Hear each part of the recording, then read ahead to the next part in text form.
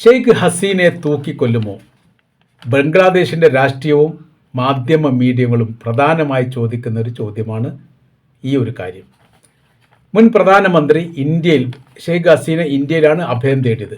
രാജ്യത്തിലേക്ക് തിരിച്ചു വരണമെന്നും ശിക്ഷാ നടപടിയോട് സഹകരിക്കണമെന്നും തൂക്കിക്കൊല്ലാൻ വിധിക്കപ്പെട്ടിട്ടുണ്ട്, അതിനു വേണ്ടിയിട്ട് വിചാരണ ചെയ്യപ്പെടണം എന്നുള്ള കാര്യവുമാണ് ബംഗ്ലാദേശ് രാഷ്ട്രീയം ഇപ്പോൾ ഷെയ്ഖ് ഹസീനയോട് പറഞ്ഞത്. പലതരത്തിലും താൽക്കാലിക ഗവൺമെൻറ്റൊക്കെ ബംഗ്ലാദേശിൽ അധികാരത്തിൽ വന്ന സമയത്തൊക്കെ ഇന്ത്യ ഗവൺമെൻറ്റിനോട് ഈ കാര്യം പറഞ്ഞിട്ടുണ്ട്, അഭയം തേടിയ ആളെ തിരിച്ചയക്കണം എന്നുള്ളത്. പക്ഷേ അഭയം തേടിയ ആൾ എന്ന നിലക്ക് ഇന്ത്യക്ക് അതിൻ്റേതായിരിക്കുന്ന കുറേ പ്രോട്ടോക്കോളും നിയമവ്യവസ്ഥയും ഉള്ളത് കൊണ്ട് ഇന്ത്യ അങ്ങനെ വളരെ എളുപ്പത്തിൽ അങ്ങോട്ട് വിട്ടു നൽകാൻ സാധ്യതയില്ല എന്നും വിലയിരുത്തുന്നു. എന്നാൽ ഇപ്പോഴത്തെ ബംഗ്ലാദേശിൻ്റെ രാഷ്ട്രീയം അതിനൊക്കെ അപ്പുറമായ രീതിയിൽ വല്ലാത്തൊരവസ്ഥയിലേക്ക് പോയിരിക്കുന്നു എന്നുള്ളതാണ്. ലോകം ചർച്ച ചെയ്യുന്നത് ബംഗ്ലാദേശിൻ്റെ ഇപ്പോഴത്തെ രാഷ്ട്രീയമാണ്. ഇന്നത്തെ വീഡിയോയിൽ നമ്മളും ചർച്ച ചെയ്യുന്നത് അതാണ്.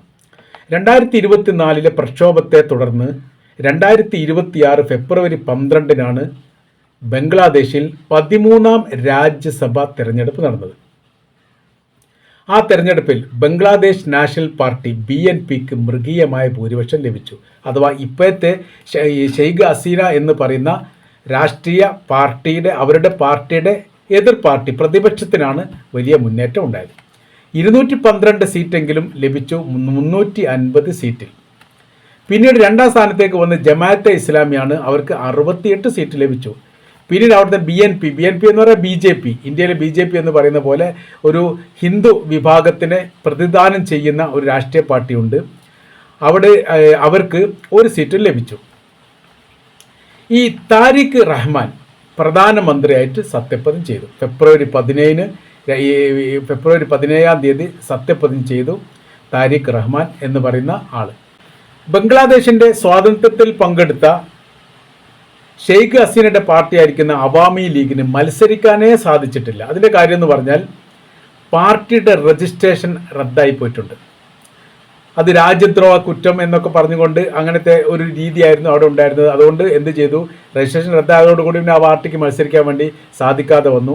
മത്സരിച്ചത് അവിടുത്തെ എതിർ പാർട്ടിയും പിന്നെ ജമാഅത്തെ ഇസ്ലാമി പിന്നെ ഈ മറ്റുള്ള സ്വതന്ത്ര ചിന്താഗതികൾക്കാരായിരിക്കുന്ന പാർട്ടിക്കാരുമാണ്.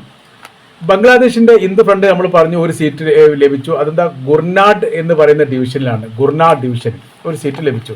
അത് ശ്രദ്ധേയമായിരിക്കുന്ന ഒരു സംഭവമായിട്ട് തന്നെ ചർച്ച ചെയ്യപ്പെട്ടതാണ്. ഷെയ്ഖ് ഹസീന 2024 ബംഗ്ലാദേശ് പ്രക്ഷോഭത്തെ തുടർന്ന് ഇന്ത്യയിൽ അഭയം തേടിയിരിക്കുന്ന മുൻ ബംഗ്ലാദേശിൻ്റെ പ്രധാനമന്ത്രിയാണ്. മാത്രമല്ല അവരോടൊപ്പം തന്നെ ഒരുപാട് രാഷ്ട്രീയ ആളുകളും ഈ പാർട്ടിയുമായിട്ട് ബന്ധപ്പെട്ട് അവാമി ലീഗുമായിട്ട് ബന്ധപ്പെട്ട ആളുകളും അഭയം തേടിയിട്ടുണ്ട്. അവർ ലിസ്റ്റ് കാര്യങ്ങളൊന്നും പിന്നീട് പുറത്തു വിട്ടിട്ടില്ല. ഈ ഷെയ്ഖ് ഹസീനയോടൊപ്പം സഹോദരി മാത്രമാണ് ഉള്ളത്. ഹെലികോപ്റ്ററിലാണ് രക്ഷപ്പെടുത്തിയത്. ഇന്ത്യയുടെ രാജസ്ഥാൻ്റെ ഭാഗത്താണ് അവർ വീട്ടിൽ താമസിക്കുന്നത് എന്ന റിപ്പോർട്ടൊക്കെ ആ സമയത്തൊക്കെ പുറത്തു വന്നിരുന്നു. അപ്പോൾ ഇപ്പോഴത്തെ ഒരു രീതി എന്ന് പറഞ്ഞാൽ നിലവിൽ ഹസീനയുടെ അഭാവത്തിൽ ബംഗ്ലാദേശ് കോടതി ഹസീനക്ക് വധശിക്ഷ വിധിച്ചിട്ടുണ്ട്. വിചാരണയ്ക്ക് എത്തണം എന്നുള്ളതാണ് ഇപ്പോൾ പറഞ്ഞതിൻ്റെ ഉദ്ദേശം. എന്നിട്ട് ശിക്ഷ സ്വീകരിക്കുക വെച്ചാൽ വധശിക്ഷ എന്നുള്ളതാണ്. ഇനിയിപ്പോൾ അത് ഇളവ് നൽകുമോ എന്നുള്ളത് അറിയണമെങ്കിൽ എന്ത് ചെയ്യണം, വിചാരണയ്ക്ക് വക്കീൽ നിർത്തിക്കൊണ്ടോ അല്ല എന്തൊക്കെ സംവിധാനം ചെയ്തുകൊണ്ട് കോടതിയിൽ ഹാജരായിക്കൊണ്ട് വാദപ്രതിവാദങ്ങൾ നടക്കണം, അതിന് സഹകരിക്കണം എന്നാണ് പറഞ്ഞത്. അവാമി ലീഗിൻ്റെ മറ്റ് ഉന്നതരും ഹസീനയുടെ പാർട്ടിക്കാരൊപ്പം ഇന്ത്യയിൽ എത്തിയിട്ടുണ്ട് എന്ന് പറയുന്നു. അവരോട് തിരിച്ചു വരാൻ വേണ്ടി പറഞ്ഞു. അതിൽ ഒരുപാട് ആൾക്കാർക്കും കേസുണ്ട്. 1996 ആദ്യമായിട്ട് അധികാരത്തിൽ എത്തുന്നത് ആര്? ഹസീന.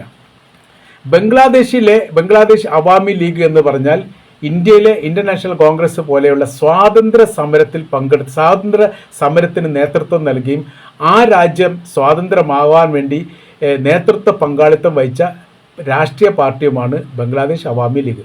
മുജീബുർ റഹ്മാനായിരുന്നു അതിന് നേതൃത്വം നൽകിയത്. മുജീബുർ റഹ്മാൻ്റെ മകളാണ് ഷെയ്ഖ് ഹസീന എന്ന് പറയുന്നത്.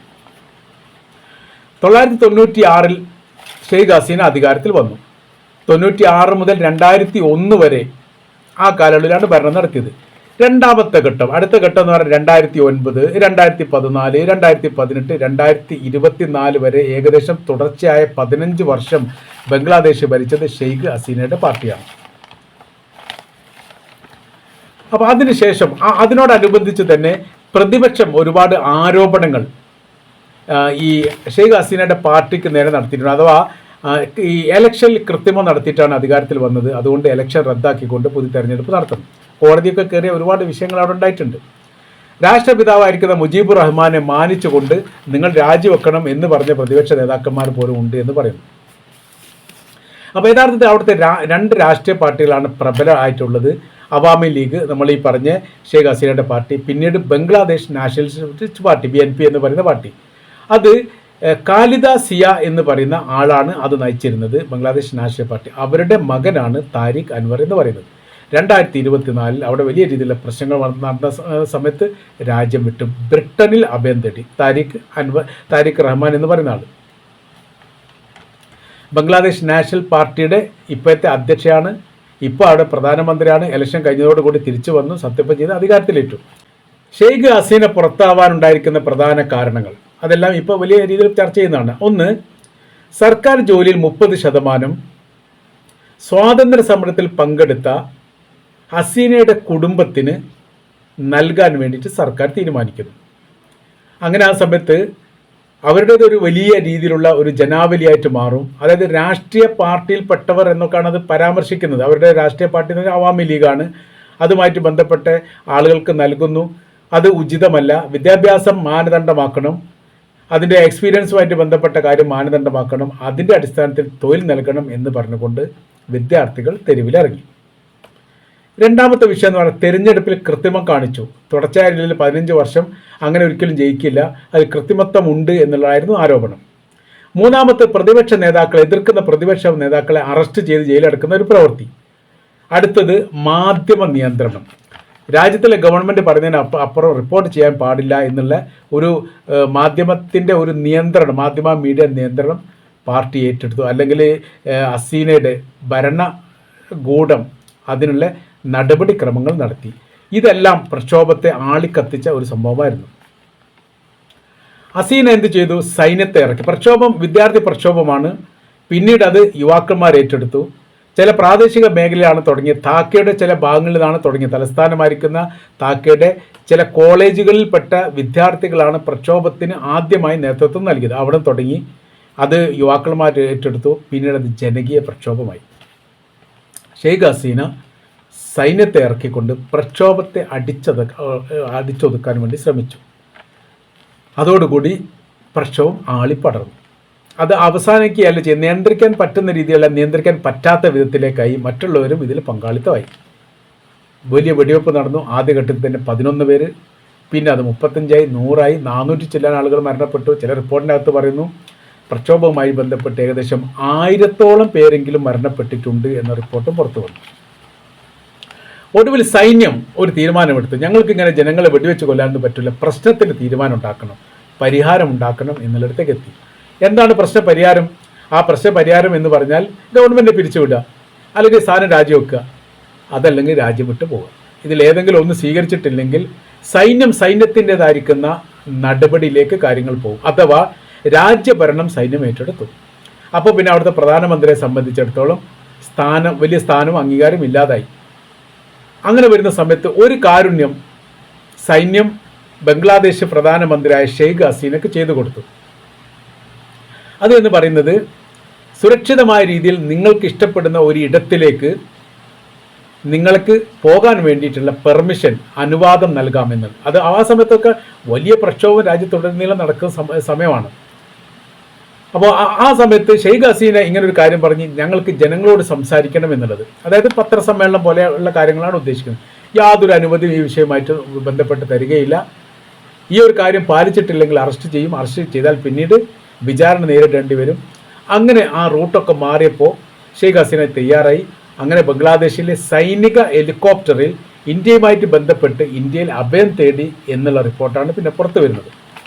ഈ കഴിഞ്ഞ തെരഞ്ഞെടുപ്പുമായിട്ട് ബന്ധപ്പെട്ട് ആകെ അവിടെയുള്ള 350 സീറ്റാണ്. അതിൽ BNP എന്ന് പറയുന്ന ഇപ്പോഴത്തെ ഭരണകക്ഷിയായിരിക്കുന്ന ഈ ബംഗ്ലാദേശ് നാഷണലിസ്റ്റ് പാർട്ടിക്ക് ഏകദേശം 212 സീറ്റ്, 70ഓളം സീറ്റ് ജമാഅത്തെ ഇസ്ലാമിക്ക്, പിന്നീട് ഒന്ന് BJP എന്ന് പറയുന്ന അവിടുത്തെ ഹിന്ദു ഫ്രണ്ടിന് ലഭിച്ചു. 50 സീറ്റ്. നമ്മുടെ രാജ്യത്തെ പാർലമെൻറ്റ് സംവിധാനത്തിന് വ്യത്യസ്തമായ രീതിയിൽ അവിടെ 50 സീറ്റ് സ്ത്രീകൾക്ക് സംവരണമാണ്. ഈ സ്ത്രീകൾക്ക് സംവരണ സീറ്റിൽ തിരഞ്ഞെടുപ്പ് വരില്ല, നോമിനേറ്റഡ് ആണ്, തിരഞ്ഞെടുക്കപ്പെട്ടാൽ മതി.